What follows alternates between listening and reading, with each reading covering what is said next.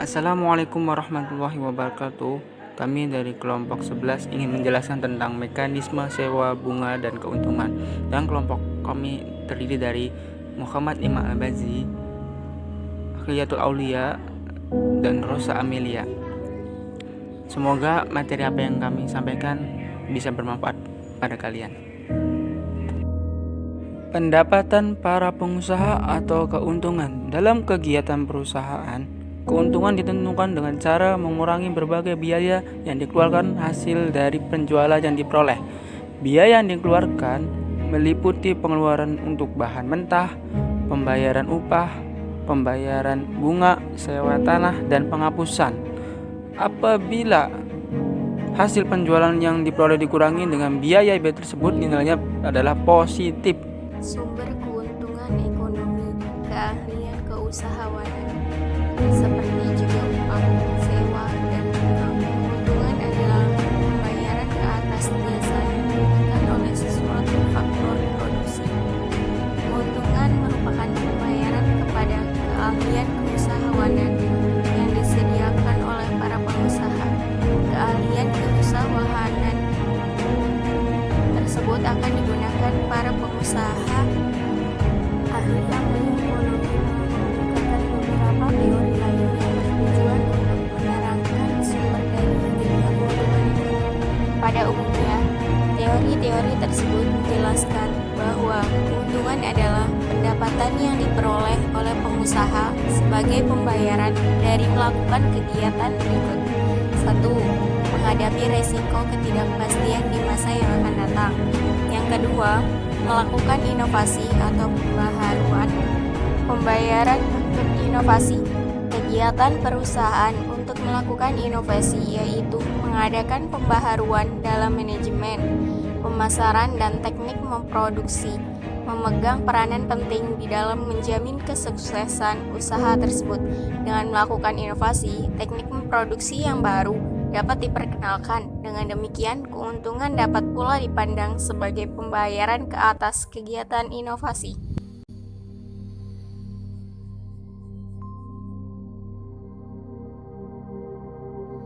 Sebagai akibat kekuasaan monopoli dalam perekonomian, terdapat perusahaan-perusahaan yang dapat menghalangi kemasukan perusahaan-perusahaan baru ke dalam pasar. Sebagai akibatnya, untuk beberapa barang tertentu, hanya terdapat beberapa perusahaan atau ia terdiri dari satu perusahaan saja. Ini memungkinkan perusahaan untuk memperoleh keuntungan yang melebihi normal di dalam jangka panjang.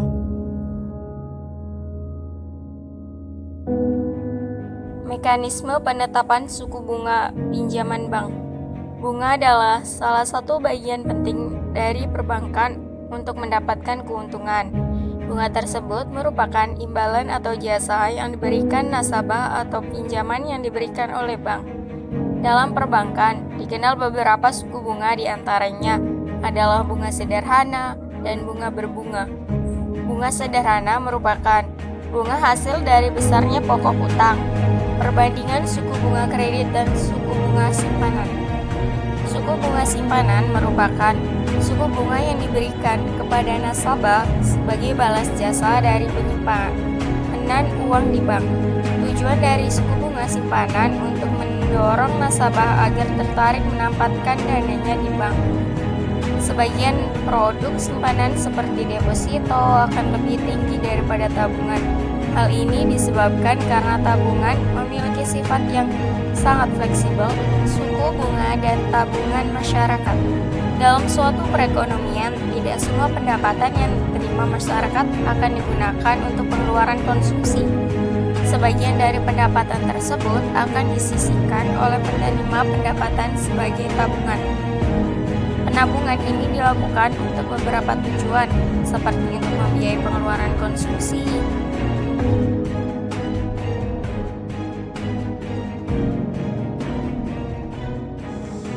Di sini ada kurva tentang pertalian antara suku bunga dan tabungan dalam pandangan klasik.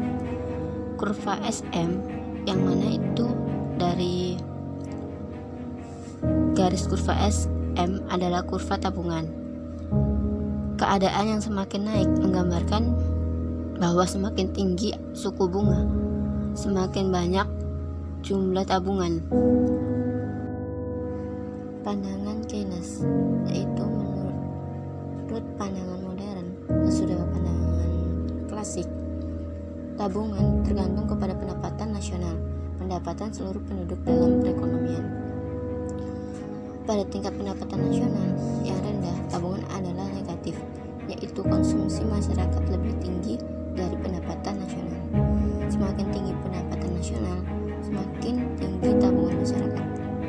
Di sini ada tabel tabungan dan pendapatan nasional menurut pandangan Keynes. Tabungan yang negatif tersebut terjadi pada tingkat pendapatan dari Y0. Misalnya, penentuan suku bunga. Pandangan klasik menurut ahli ekonomi klasik atau suku bunga ditentukan oleh permintaan ke atas tabungan dan penawaran tabungan. Kurva S dan I berturut-turut adalah kurva penawaran dana modal, penawaran tabungan, dan permintaan dana modal, permintaan ke atas tabungan. Pandangan Keynes dibagi menjadi dua, yaitu yang pertama ada jumlah uang yang beredar, maksudnya itu penawaran uang. Yang kedua ada preferensi likuiditas, permintaan uang. Keynes menyatakan bahwa permintaan uang oleh masyarakat mempunyai 3 tujuan, yaitu yang pertama ada untuk transaksi, yaitu masyarakat meminta uang untuk membayar konsumsi yang dilakukannya. Yang kedua, untuk berjaga-jaga. Faktor penyebab perbedaan suku bunga. Yang pertama ada perbedaan risiko, yang kedua ada jangka waktu pinjaman, yang ketiga ada biaya administrasi pinjaman. Suku bunga nominal dan suku bunga real. Di dalam meminjamkan uang, pemilik modal bukan saja harus memperhatikan suku bunga yang diterimanya, tetapi juga tingkat inflasinya.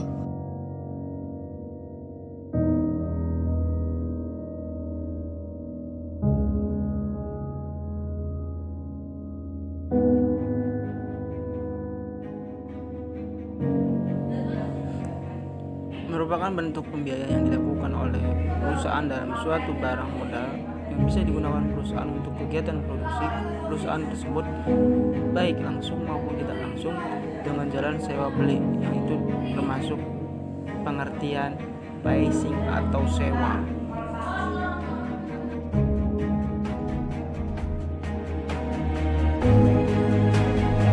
Ada jangka waktu penggunaan yang ditentukan atas barang yang disewa, itu yang pertama.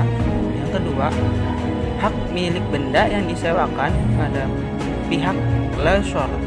Dan yang ketiga, bentuk yang dijadikan objek leasing adalah benda yang bisa digunakan proses perusahaan.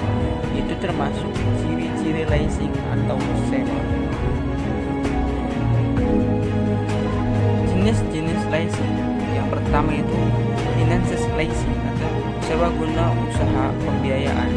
Dalam sewa guna usaha ini, perusahaan sewa guna adalah pihak yang membiayai penyewaan barang modal.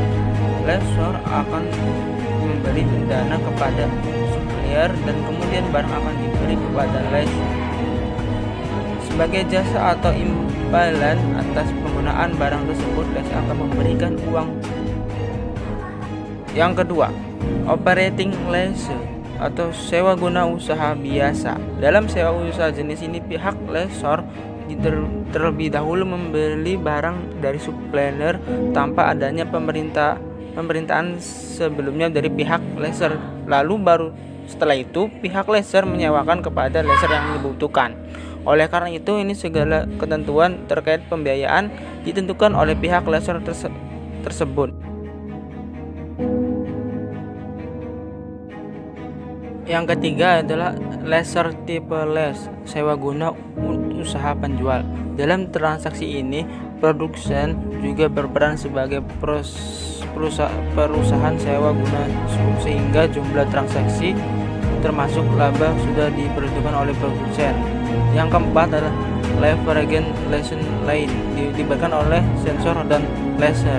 Dalam transaksi jenis juga ini melibatkan bank atau kreditor. Yang kelima yaitu cross border transactions. Ini terjadi di antara dua negara pihak konsumen yang terpisah.